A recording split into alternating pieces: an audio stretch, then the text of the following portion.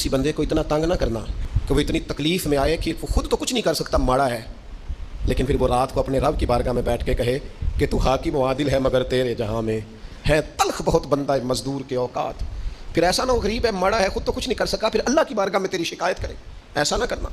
मेरे नबी पाक अलैहिस्सलाम के दरवेश सहाबी थे हज़रत सईद बिन ज़ैद रदी अल्लाह तआला अन्हु, फ़कीर फ़ाका मस्त, हज़रत उमर रदी अल्लाह तआला अन्हु के करीबियों में से थे। एक औरत ने इल्ज़ाम लगा दिया ज़मीन के कब्ज़े का।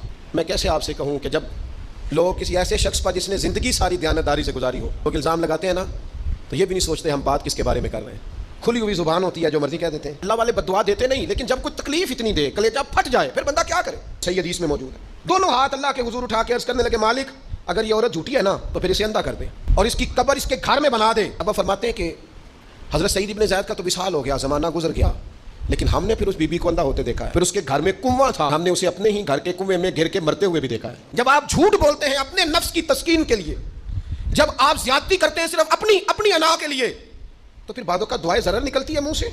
क्यों हम किसी को इतना सताएं कि उसके मुंह से फिर ऐसे जुमले निकलें जो हमसे संभाले ना जा सके।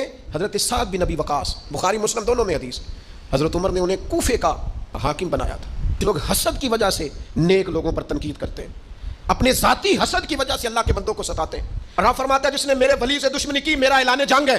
तो कुछ लोगों ने शिकायतें की, तो हज़रत उमर ने कहा जाओ पता करो जाके, मालूमात की। तो हर बंदा कहने लगा इतना आला तो बंदा हो ही नहीं सकता जितने हज़रत साद बिन नबी वकास है। एक बंदा खड़ा हुआ, सिर्फ एक, वो कहने लगा ना तो ये जिहाद में जाते हैं, ना माले गनीमत सही तकसीम करते हैं, हाँ ये अदल व इंसाफ करते हैं। 3 शिकायतें उसने लगाई। साद बिन नबी वकास सारी जिंदगी इंसाफ में गुजारी थी, दिल टूट गया। अल्लाह की बारगाह में अर्ज करने लगे, मालिक अगर ये रियाकारी के लिए कह रहा है ना, ये बातें झूठ बोल रहा है, तो फिर इसने 3 इल्जाम लगाए हैं, तो मैं 3 दुआएं करता हूं, बंदे की उम्र लंबी कर दे, इसका फाका बढ़ा दे और इसे फितनों में मुब्तला करना मेरे मालिक। ये दुआ निकली हज़रत साद बिन नबी वकास की जुबान से। सहाबा और ताबीन फरमाते हैं वो बंदा इतना बूढ़ा हो गया, हज़रत साद बिन नबी वकास तो विसाल कर गए, बड़ी शान से दुनिया से गए, लेकिन वो इतना बूढ़ा हो गया कि उसकी भवें झुक गई थी। और फाके का ये आलम था कि फाका खत्म ही नहीं होता था। और फितनों का ये हाल था कि बुढ़ापे में भी माज़अल्लाह चौकों में खड़ी औरतों को छेड़ देता था, जूते मारते, तकलीफ देते, बाज क्यों नहीं आता, तुझे शर्म क्यों नहीं आती। था लोगों में क्या करूं, मुझे हज़रत साद बिन नबी वकास की बद्दुआ लग गई, मैंने उनको सताया, दिल तोड़ा, अज़ियत दी, जिंदगी खुद भी गुनाहों की सजा देती। याद रखना, जरा एहतियात से मुंह खोलना किसी के बारे में, अल्लाह के बंदों के बारे में अपनी जुबानें जरा एहतियात से खोलना।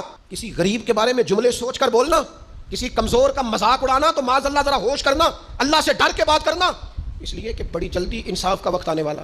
तिलकल अय्यामु नुदाविलुहा बैनन नास, अल्लाह लोगों के दरमियान दिन बदल दिया करता है, फिर लोगों को जगह नहीं मिलती छुपने की, रोक छुपाने की।